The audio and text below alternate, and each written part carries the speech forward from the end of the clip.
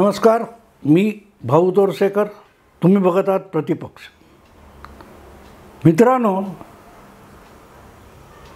मी वारंवार यशवंतराव चव्हाणांचं एक वाक्य सांगत असतो की सार्वजनिक जीवनात आणि राजकारणात काय बोलायचं आहे माहीत नसलं तरी काय नक्की बोलायचं नाही हे माहिती असलं पाहिजे. आणि आजकालच्या बहुतांश राजकारण्यांना नेमकं तेवढंच माहिती नसतं आणि ते चुकीचं बोलून जातात आणि आपल्याच घशात घालून घेतात. आपणच थुंकलेली थुंकी आपल्यालाच चाटण्याची परिस्थिती निर्माण करतात. आणि अशीच एक सध्या झुंबड ही अनुपम विरुद्ध निरुपम अशी सुरू आहे. त्यापैकी अनुपम म्हणजे ज्यांना कुठली उपमा देता येत नाही असे दैनिक सामनाचे कार्यकारी संपादक संजय राऊत यांचा समावेश होतो. तर कित्येक वर्षापूर्वी शिवसेना आणि सामना सोडून निघून गेलेले दोपहर का सामना या शिवसेनेच्या हिंदी मुखपत्राचे संपादक माजी खासदार संजय निरुपम यांची गोष्ट आहे. म्हणून एक अनुपम आणि दुसरा निरुपम, आणि खरंच दोघेही अनुपम आणि निरुपम आहेत, कारण त्यांच्यासारखे तेच आहेत. आइन्स्टाईन जे म्हणतो की दोन गोष्टी अथांग अमर्याद आहेत, एक म्हणजे हे ब्रह्मांड आणि दुसरं म्हणजे माणसाचा मूर्खपणा. पण आइन्स्टाईन म्हणतो मी पहिल्याविषयी साशंक आहे, दुसऱ्याविषयी नाही. म्हणजेच एक वेळ ब्रह्मांडाला सुद्धा कुठेतरी सीमा आणि मर्यादा असतील, ते अथांग नसेल. पण मानवी मूर्खपणा मात्र अथांग असीमित आहे. आणि हे निरुपम आणि अनुपम हे त्याचे सर्वोत्तम नमुने आहेत. आणखीन एक मला वाटतं हेनरिक हायने नावाचा जर्मन कवी विचारवंत आहे, त्याचंही एक असं सुंदर वचन आहे की मी माणसासारखं बोलणारं गाढव कधी बघितलं नाही, पण गाढवासारखी बोलणारी माणसं मला बरीच भेटलीत. हे निरुपम आणि अनुपम हे त्यातले नमुने आहेत. असो मित्रांनो, मुद्दा असा आहे की उठसूट मुख्यमंत्री एकनाथ शिंदे किंवा देवेंद्र फडणवीस किंवा बावनकुळे जे भाजपचे प्रदेशाध्यक्ष आहेत, हे दिल्लीला गेले पंतप्रधानांना किंवा गृहमंत्र्यांना भेटायला किंवा आपले पक्षाध्यक्ष JP नड्डा यांना भेटायला, की गेले दिल्लीत मुजरा करायला, गेले दिल्लीत कुर्निसात करायला. असं कोण बोलत होतं? संजय राऊत. कोण बोलले? संजय राऊत. उद्धव ठाकरे, आदित्य ठाकरे. आणि आता तेच संजय राऊत ज्यावेळेला आगामी लोकसभा निवडणुकीत महाविकास आघाडीच्या जागा वाटपाचा विषय निघतो किंवा बोलला जातो, तेव्हा सांगतो नाही आम्ही दिल्लीत मुजरा करून आलो आहे, आम्ही दिल्लीत फार सोनिया गांधी, राहुल गांधी, मल्लिकार्जुन खरगे यांच्या पायावर लोटांगण घालून आलो आहे. आम्ही दिल्लीत मुजरा करतो पण गल्लीत मुजरा करत नाही.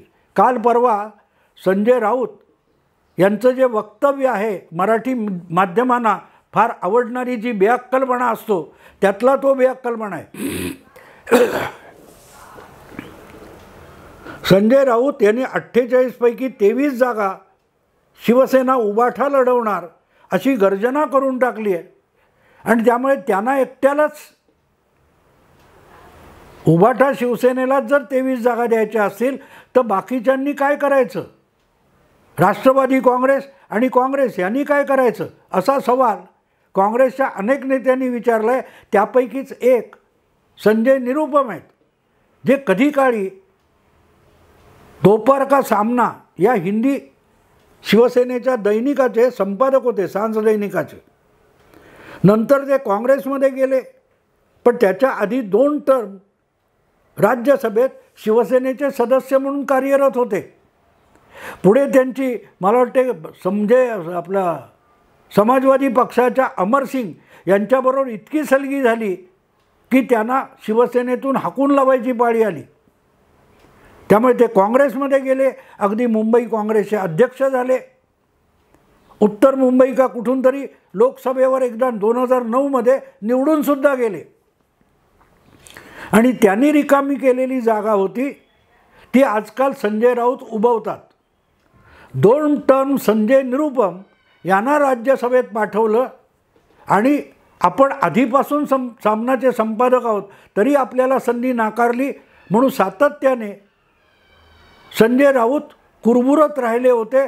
त्याचा एक किस्सा, संजय राऊतांना राज्यसभेची उमेदवारी दिली नाही आणि संजय निरुपमना दिली म्हणून ज्या पद्धतीत शिव्याशाप ठाकरे परिवाराला संजय राऊत देत होते त्याचा किस्सा मला वाटते नारायण राणेंनी 1-2दा जाहीरपणे सांगितलेला आहे की आपल्याला तिकीट नाकारलं तर ठाकरे परिवाराला धुळीस मिळवल्याशिवाय राहणार नाही, असं सामनाच्या कार्यालयात बसून नारायण राणेंना संजय राऊतांनी सांगितलं होतं, असं नारायण राणेंनीच सांगितलेलं आहे. असो, मुद्दा तो नाही.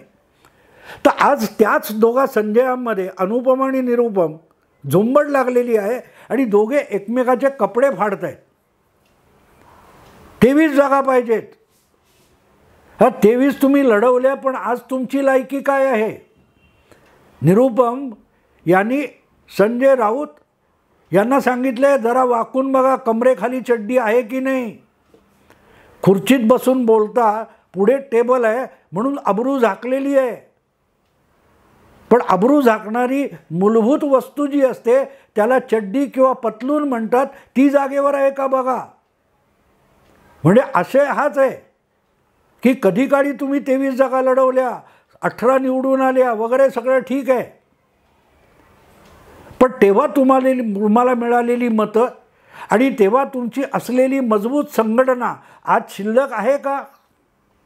नसेल तर कुठल्या बळावर एवढ्या जागा तुम्ही मागता? आणि त्याच्याही पुढे जाऊन संजय निरुपम सांगतात 23 जागा सोडूनच द्या. शिवसेना आता महाराष्ट्रात स्वबळावर एकही जागा जिंकू शकत नाही.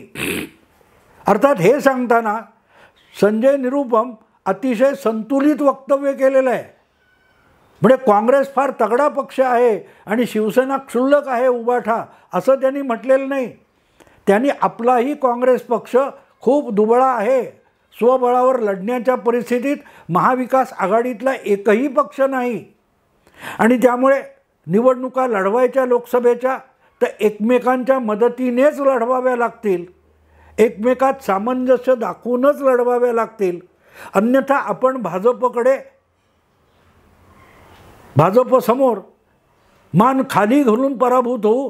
हे संजय निरुपम यांचं वक्तव्य मला अत्यंत संतुलित वाटतं, कारण आपले आकारसुद्धा नाही, एवढा फुगा फुगवून दाखवायचा. ही अनुपम संजय राऊत आणि निरुपम संजय यांच्यातला फरक आहे.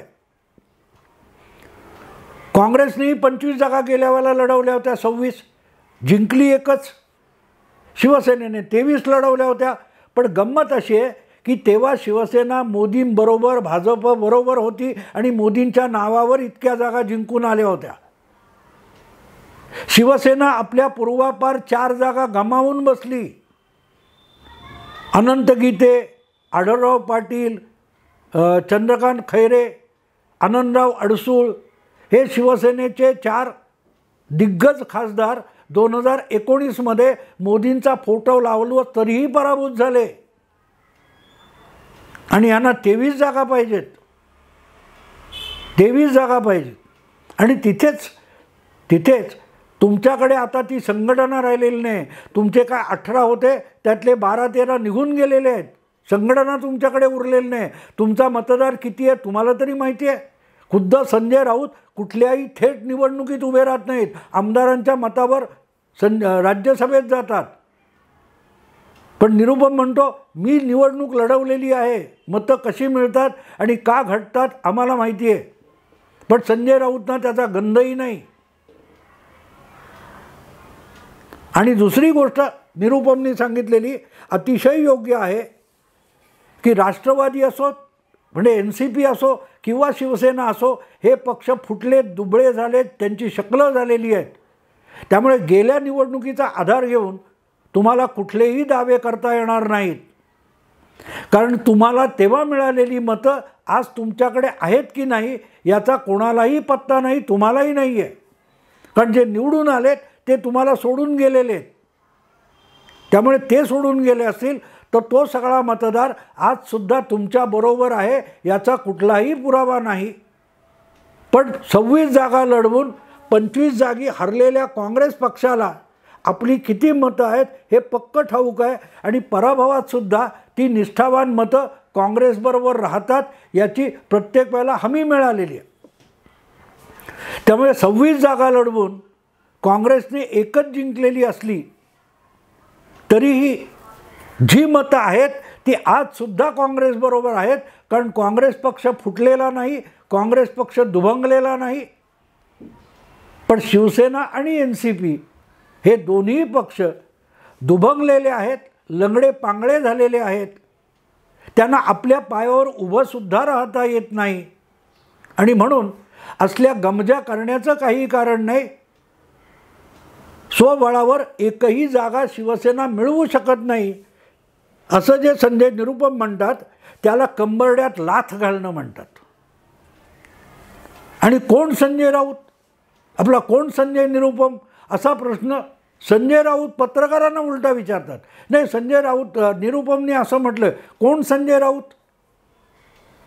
आपला कोण संजय निरुपम असं जेव्हा संजय राऊत म्हणतात तेव्हा त्यावर सुद्धा संजय निरुपम यांनी उत्तम टिप्पणी केलेली आहे की जर संजय निरुपम कोण असा प्रश्न संजय राऊत विचारणार असतील तर त्यांचं डोकं फिरलेलं आहे, त्यांची स्मरणशक्ती क्षीण झालेली आहे, त्यांनी मानसोपचार तज्ज्ञांकडून उपचार करून घ्यावेत. अर्थात ही वस्तुस्थिती आहे. संजय राऊत यांची स्मरणशक्ती ही कायमच दुबळी होती. ते वडाची साल उचकटतात, पिंपळाला लावतात, पिंपळाची साल उचकटतात, आंब्याला लावतात आणि कधीकधी कुठच्याही साली उपटतात आणि हीच दालचिनी आहे म्हणून बाजारात विकायला सुद्धा बसतात. दरवाजा आड दिलेल्या खोट्या शब्दांचा बागुलबुवा करतात. आणि म्हणून मी ते आईन्स्टाईनचं जे वाक्य आहे की अमर्याद मूर्खपणा, अमर्याद मूर्खपणा, अर्थात आज जी गोष्ट आहे ती पूर्वीच्या काळात निरुपम यांच्याही बाबतीत होती. तुम्हाला आठवत असेल मित्रांनो, ज्या वेळेला महाविकास आघाडी बनत होती तेव्हा काँग्रेस नेता म्हणून एकाच व्यक्तीने त्याला कडाडून विरोध केला होता. त्याचं नाव संजय निरुपम होतं. शिवसेना आणि भाजप यांच्यात वादंग माजलेला आहे, त्याच्यात काँग्रेस पक्षाने नाक खुपसू नये असा जाहीर सल्ला देण्याची हिंमत निरुपम यांनी केलेली होती. पण मग निरुपम यांना अमर्याद मूर्खपणा मी का म्हणतो तर ते मुंबई काँग्रेसचे अध्यक्ष असताना मुंबई काँग्रेसचं एक मुखपत्र आहे, त्याच्यात गांधी परिवाराची यथेच्छ निंदा नालस्ती करणारा एक लेख छापून आला होता आणि त्याचे संपादकसुद्धा तुमचे संजय निरुपम होते. जसे उद्धव ठाकरे किंवा ठाकरे परिवार किंवा शिवसेना यांची सर्वाधिक बदनामी आणि नुकसान सामनामधून संजय राऊत करत असतात, तसं काँग्रेस पक्षाच्या मुखपत्रात मुंबईच्या संजय निरुपम यांनीसुद्धा गांधी परिवार आणि काँग्रेसचं यथेच्छ नुकसान केलेलं आहे. आणि म्हणून मी त्यांना निरुपम आणि अनुपम अशी नावं दिलेली आहेत. पण तरी या बाबतीत बोलताना संजय निरुपम हे मला कमालीचे संतुलित वाटले. त्यांनी नेमकं सांगितलं आणि प्रामाणिकपणे सांगितलं की काँग्रेससुद्धा स्वबळावर सगळ्या जागा लढवणं किंवा जास्तीत जास्त जागा जिंकणं या परिस्थितीत आज नाही आहे. पण जो काय मतांचा गठ्ठा काँग्रेसकडे आहे त्याची खात्री काँग्रेसला आहे. 20-21% मतं महाराष्ट्रात काँग्रेस मिळवू शकते असं आजही आम्ही छाती ठोकपणे सांगू शकतो, काँग्रेसवाले निरुपम म्हणतात. आणि ते बरोबर पण आहे. कारण 2019च्या निवडणुका, लोकसभा, विधानसभा यानंतर राष्ट्रवादी आणि शिवसेना यांच्यात दुभंग झालेला आहे. पण काँग्रेस आहे तशीच आहे. काही 3-4 नेते इकडे तिकडे सोडून गेले असतील, पण पक्ष आणि संघटना म्हणून आजही काँग्रेस तितकीच आहे, भले दुबळी असेल. 20-21% मतं मिळवणारी आहे, एखाद दुसरा टक्का कमी होईल. पण शिवसेनेला युतीमध्ये असताना किंवा युतीमध्ये नसताना अखंड म्हणून जी मतं 2014 किंवा 19मध्ये मिळाली, ती सगळी मतं आजच्या उबाठा शिवसेनेला मिळतील याची कोणीही ग्वाही देऊ शकत नाही. अगदी आपण समजू की 20% मतं 19% मतं शिवसेनेकडे होती 14 आणि 19मध्ये, ती सगळी मतं उद्धव ठाकरेंना मिळणार नाही, पण जास्तीत जास्त मिळतील. 19मधली 12% मिळतील, 13% मिळतील, पण 6% मतं नक्कीच कमी होणार आहेत. आणि त्याची भरपाई करण्यासाठी राष्ट्रवादी किंवा काँग्रेस या दोन पक्षांच्या कुबड्या उबाठा शिवसेनेला घ्याव्याच लागतील. आणि त्या घ्यायच्या असतील तर काँग्रेस आणि राष्ट्रवादी यांच्या अटी शर्ती मान्य कराव्याच लागतील. आणि त्या आपल्याला निमूटपणे मान्य आहे. आणि त्या मान्य करण्यासाठी, सही करण्यासाठीच दिल्लीला जाऊन सोनिया गांधी, राहुल गांधी, प्रियंका वाड्रा यांना मुजरे करून येतो. हे संजय राऊत स्वतःच कबूल करतात ना. ह्या गल्लीत आम्ही कोणाला मुजरे करत नाही, ह्या गल्लीतल्या मोहल्ल्यातल्या नेत्यांना आम्ही विचारत नाही, आम्ही दिल्लीच्या हायकमांडशी बोलतो. उद्धव ठाकरे यांच्या उबाटा शिवसेनेची अवस्था काय बघा. ज्याचं हायकमांड मातोश्रीमध्ये होतं त्यांचं हायकमांड आता दिल्लीच्या 10 जनपथमध्ये गेलेलं आहे. संजय राऊत आता छाती ठोकून सांगू शकत नाहीत की या जागा आमच्या, इथे आम्ही इतके उमेदवार उभे करणार, आम्ही मातोश्रीवर ठरवले, मातोश्रीतून आदेश गेलेत. नाही, आता आदेश हे 10 जनपथवरून येतात, कारण आम्ही त्यांना मुजरे करायला जातो. लवकरच दिल्लीमध्ये जाऊन उद्धव साहेब बोलणार आहेत जागा वाटप. म्हणजे तुमचं हायकमांड कोण झालं? अरे थोडी तरी लाज बाळगा. देशाचा गृहमंत्री असलेले अमित शाह, भारतीय जनता पक्षाचे अध्यक्ष, राष्ट्रीय अध्यक्ष, म्हणजे भाजपचं हायकमांड असतानासुद्धा मातोश्रीवर आले होते. 2018च्या नंतर 2019च्या फेब्रुवारीमध्ये मातोश्रीवर आले होते. प्रियंका वाड्रा, राहुल गांधी, सोनिया गांधी, शरद पवार यापैकी गेल्या 4 वर्षामध्ये कोण मातोश्रीकडे फिरकलंय? तुम्हीच सतत जाऊन सिल्वर ओकच्या पायऱ्या झिजवता, 10 जनपदच्या पायऱ्या झिजवता, मुजरे करता आणि अभिमानाने सांगतात आम्ही दिल्लीत मुजरा करून हे करतो, आम्ही गल्लीतल्या नमस्कारसुद्धा करत नाही. काय अभिमानाची गोष्ट आहे? संजय राऊत अभिमान कसला बाळगतात? तर आम्ही दिल्लीत मुजरा करतो, आम्ही मुजरा करायला दिल्लीत जातो, आम्ही गल्ली मोहल्ल्यातला मुजरा करत नाही, साधा नमस्कार पण करत नाही. केवढा अभिमान आहे. आणि 10 जनपदला नाक रगडायला जाता, त्याचं काय? आणि त्याची जाहीर कबुली देतात. आणि आपले परखड पत्रकार मराठीतले इतके आहेत की कोणीही त्यांना विचारत नाही की दिल्लीत जाऊन जागा वाटप करता तेव्हा मुजराच केलेला नसतो का? पण असं विचारायचं नसतं, असं विचारायचं नसतं. नाही तर संजय राऊतांचा सकाळचा प्रातर्विधी बंद होईल. काय गंमत आहे बघा मित्र, काय गंमत आहे. हां, माणसांचा मूर्खपणा किती अमर्याद असू शकतो की आपण शिंदेना मिंदे म्हणतो आणि मिंदे म्हणून आपणच वागतो. अरे इथे बसून महाराष्ट्रातले वरिष्ठ नेते भाजपचे, एकनाथ शिंदेच परत मुख्यमंत्री असतील, नेते असतील, आघाडीचे नेते असतील, युतीचे नेते असतील असं सांगतात. काँग्रेसचे पटोले किंवा राष्ट्रवादीचे जयंत पाटील, उद्धव ठाकरे सर्वोच्च नेते आघाडीचे आहेत असं एकदा तरी म्हणतात का? नाही. पटोले तर सांगतात दिल्लीत जाऊन मुजरा करा, वडेट्टीवार पण तेच सांगतात.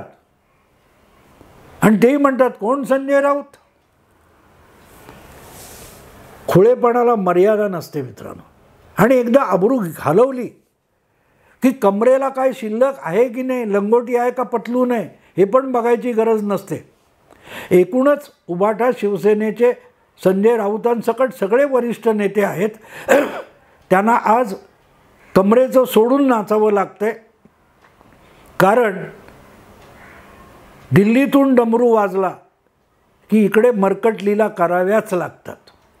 ओढवून आणलेली परिस्थिती आहे, त्यातून सुटका नाही, त्यातून सुटका नाही. काय जाणो, उद्या 23 नाही फक्त 3 जागा दिल्या 48 पैकी, तरी उद्धव ठाकरे सोनिया गांधींनी वाजवलेल्या डमरूवर मस्तपैकी कथ्थक नृत्य करून दाखवतील, कथ्थक नृत्य करून दाखवतील. पण या दरम्यान जे अनुपम आणि निरुपम असा सामना रंगलेला आहे तो फार मनोरंजक होत जाईल अशी अपेक्षा आहे. बघू पुढल्या काळात काय होतं. आत्ता इथेच थांबतो. आवडलं लाईक करा, शेअर करा, सबस्क्राईब करा. नमस्कार.